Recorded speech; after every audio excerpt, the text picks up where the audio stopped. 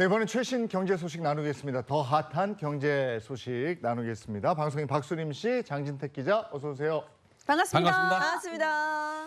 네, 경기 불황이 계속되면서 기업들이 또 새로운 돌파구를 찾는데 주력하고 있다고 들었습니다. 네, 그렇습니다. 이 지난해 국내 기업들은 고금리, 고환율, 고물가 등 이른바 3고로 글로벌 경기 둔화가 때문에 이제 좀 불확실성이 좀 많이 증가했죠. 네. 그래서 기업을 재점검하고 내실을 다지는데 힘을 쏟았는데요.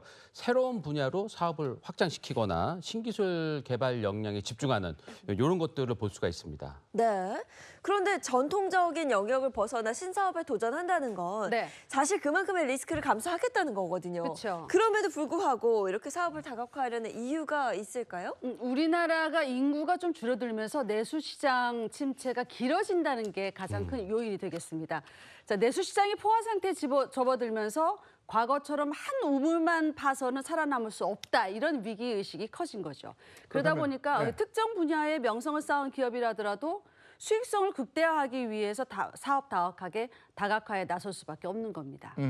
네. 그러면 어떤 기업들이 신사업에 역량을 집중하고 있습니까? 네, 먼저 국내 대기업 L사는 역대 2분기 최대 실적을 발표하면서 B2B 서비스와 구독 서비스, 전장 등 신사업 성장을 통한 사업 구조 개선이 주요 실적을 견인한 요소로 뽑았는데요. 특히 이제 이 전장 사업은 이 자동차 업계에서는 상당히 유명하거든요.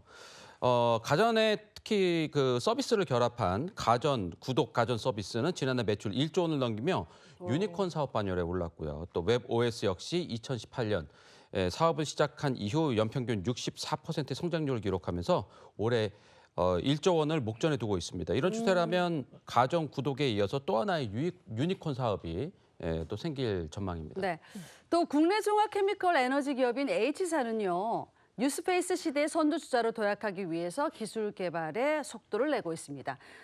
실제 H사는요, 국내에서 유일하게 우주 발사체부터 관측, 통신, 위성, 탐사 등 전반을 다루는 우주 밸류체인을 구축하고 있습니다. 가장 주목받는 영역은 바로 우주 발사체예요. H사는 누리호의 뒤를 잇는 차세대 발사체 개발을 진행 중입니다. 기존 발사체였던 누리호의 성능을 향상시키는 것이 목표죠. 네. 자, 마지막으로 국내 대기업 G사인데요. 그동안 G사는 세계적으로 기술 경쟁이 치열한 바이오 분야에서 실력 있는 바이오테크 기업을 발굴하면서 사업 생태계를 확장해 왔습니다. 폐플라스틱 열분해 유를 석유 정제 공정에 투입하는 시중 사업을 시작하고 화학적 재활용 사업을 확대해 나가고 있습니다. 자, 또 미래의 수소 경제 시대의 원유로 불리는 친환경 암모니아 도입을 위해서 아부다비 국영 석유 회사와 합작 사업을 개시했습니다. 연간 20만 톤 규모의 친환경 암모니아를 확보한 것으로 평가합니다. 위기라고 가만히 있으면 안 되죠. 네. 위기가 곧 기회다, 이런 말이 있습니다. 이런 신사업이 잘 정착이 돼서 또 세계 속에 우뚝 서는 기업이 됐으면 좋겠습니다. 네. 자, 그런가 하면 수익성을 확대하기 위해서는 신사업뿐만 아니라 신기술도 필요할 것 같은데요. 그중에서도 AI에 관한 투자 아낌없이 하고 있다면서요? 네, 그렇습니다. 먼저 국내 대기업 S사는 인공지능 관련 사업에서 새로운 성장 동력을 창출해서 글로벌 시장을 선도하고 있는데요. S사는 지난 8월 세계 최초로 10나노급 6세대 미세 공정을 적용한 D램을 개발하는 데 성공을 했습니다. 내년부터 제품 공급해서 메모리 반도체 시장의 성장을 이끌어갈 것으로 보이는데요.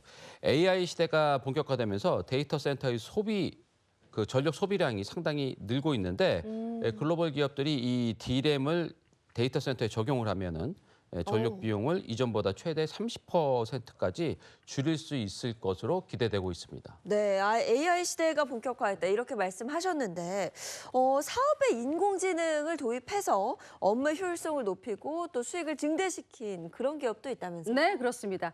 자, 국내 대기업 L사의 유통 계열사에서는요, AI를 다각적으로 적용하고 있습니다. L백화점에서는 지난 7월에 대화형 챗봇을 도입해서 업무 검색의 효율성을 높였고요. 사내 업무용 협업 툴에서도 챗 GPT 기능을 탑재했습니다.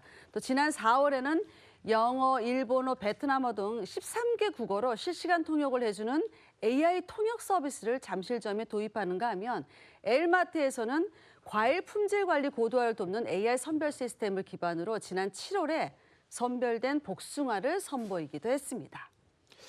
네, 마지막으로 국내 정보통신 업체 K사는 그 새로운 인공지능 AI 메신저를 공개하면서 내년 상반기에 정식 출시할 것이다라고 밝혔습니다. 이 AI 메신저는 그룹 대화의 그 맥락을 이해하면서 개인 비서의 역할까지 하는데요. 메신저 속에서 대화 속에서 주로 그 주요 정보를 기억했다가 이용자에게 최적의 답변을 제시하는데 이 시중에 나와 있는 AI 서비스가 그 이용자와 1대1 대화 방식으로 이 정보를 제공하는 것과는 조금 차이는 있습니다. K사는 AI 시대에 쉽고 유용하게 쓸 수 있는 대중 서비스로 적극 키우겠다는 포부를 밝혔습니다. 네, 여기까지 오늘 준비한 소식 잘 들었고요. 이번엔 우리 주변에서 일어난 사건, 사고를 정리해 봤습니다. 그 법이 알고 싶다.